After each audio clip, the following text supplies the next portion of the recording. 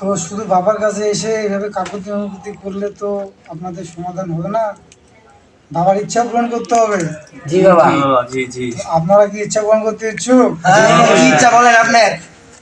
তাহলে বাবার কথা উত্তর দিন।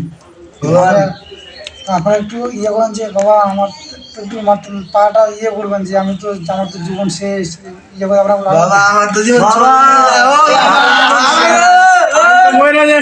থামুন আপনারা, বলুন। থামুন।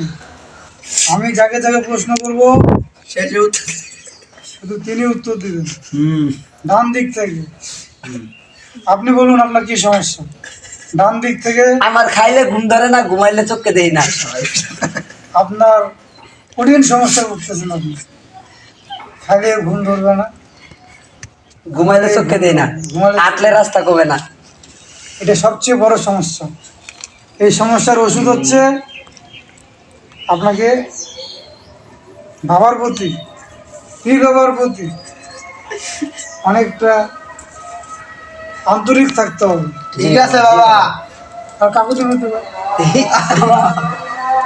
ওই বাবা, বাবা